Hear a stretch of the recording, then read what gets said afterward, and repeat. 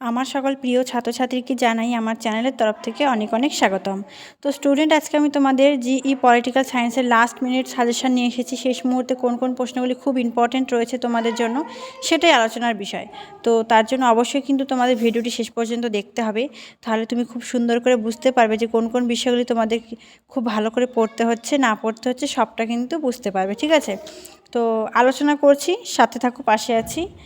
ভিডিওটি ভালো লাগলে অবশ্যই কিন্তু বন্ধুদের সাথে শেয়ার করে দেবে এবং চ্যানেলে নতুন হয়ে থাকলে অবশ্যই তুমি আমাদের এই চ্যানেলটি সাবস্ক্রাইব করে পাশে থাকবে, তাহলে নিত্য নতুন ভিডিও সকলেই এর আগে পেয়ে যাবে। তো প্রথমে আমি 12 মার্কের প্রশ্ন আলোচনা করছি। দেখো 12 মার্কের থেকে কোন কোন প্রশ্নগুলি খুব ইম্পর্টেন্ট রয়েছে। 1 নম্বরে রয়েছে উপনিবেশিক ভারতের নারীবাদী আন্দোলনের ওপর সংক্ষেপে টিকা। উপনিবেশিক ভারতের নারীবাদী আন্দোলনের ওপর সংক্ষেপে টিকা।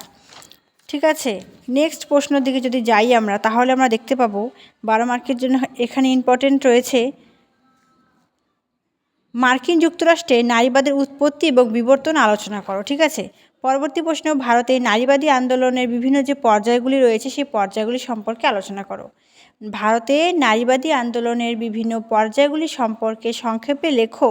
দ্বিতীয় প্রশ্ন হলো, এবং তৃতীয় প্রশ্ন, নারীবাদের বিভিন্ন তরঙ্গ, অর্থাৎ তৃতীয় যে তরঙ্গ রয়েছে, প্রথম তরঙ্গ, দ্বিতীয় তরঙ্গ এবং তৃতীয় তরঙ্গ, সেই 3টি তরঙ্গ সম্পর্কে কিন্তু আলোচনা করবে। ঠিক আছে, নেক্সট, ভারতের স্বাধীনতা পূর্ববর্তী যুগে সমাজ সংস্কার আন্দোলনে ভারতীয় মহিলাদের ভূমিকা কী ছিল।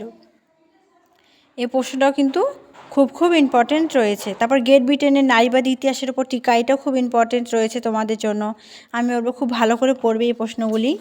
তারপর আরেকটা প্রশ্ন, নারীবাদ কী, নারীবাদের উদ্ভব সম্পর্কে, এটাও ইম্পর্টেন্ট।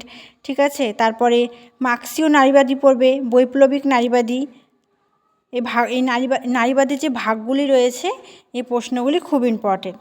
তারপর আরেকটা আছে ইকো নারীবাদ। ইকো নারীবাদটা একটু ভালো করে পড়বে।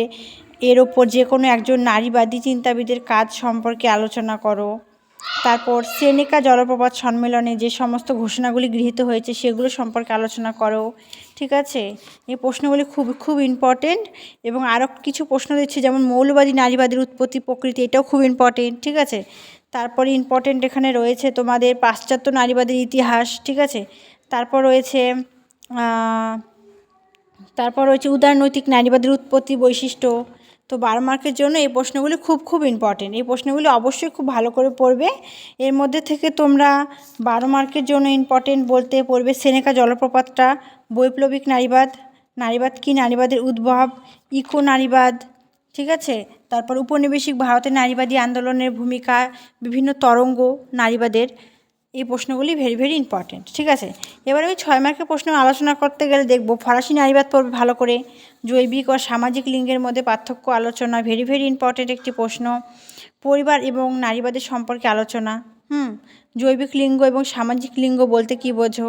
সমাজতান্ত্রিক নারীবাদ সম্পর্কে বিস্তারিত আলোচনা। ঠিক আছে, নারীবাদের বৈশিষ্ট্য, সমাজতান্ত্রিক নারীবাদের বৈশিষ্ট্য, বৈতনিক অবৈতনিক শ্রম সম্পর্কে যা জানো লেখো। তারপর উৎপাদনশীল অনুৎপাদনশীল শ্রমের ওপর টিকা, পরিবারের নারীর অধিকার সম্পর্কে টিকা, পরিবার ও নারীবাদ সম্পর্কে লেখো। দেখো, তারপর তোমরা পড়বে নারীবাদের প্রথম তরঙ্গ। আমি তোমাদের বললাম 12 মার্কে যে তৃতীয় তরঙ্গটাই পড়বে, প্রথম দ্বিতীয় তৃতীয়, তাহলে এই প্রশ্নটা 6 মার্কে পড়তে হচ্ছে না, সেখান থেকে লিখতে পারছো। আরও কিছু 6 মার্কের প্রশ্ন, যেমন নয়া নারীবাদী স্কুল, চীনে নারীবাদের উৎপত্তি, ভারতের জাতীয় মুক্তি আন্দোলনে নারীদের অংশগ্রহণ, ভেরি ইম্পর্টেন্ট একটি প্রশ্ন। ঠিক আছে, দেখো জাতীয় মুক্তি আন্দোলনটা খুব ভালো করে পড়বে। তারপর বৈতনিক অবৈতনিক শ্রমটাও খুব ইম্পর্টেন্ট রয়েছে 6-এর জন্য। ঠিক আছে, নারীবাদী ধারণার উৎপত্তিতে মেরি উইলস্টোন ক্রাফটের যে অবদান, সেটাও ইম্পর্টেন্ট রয়েছে। তো 6 মার্কের জন্য এই প্রশ্নগুলি খুব ইম্পর্টেন্ট।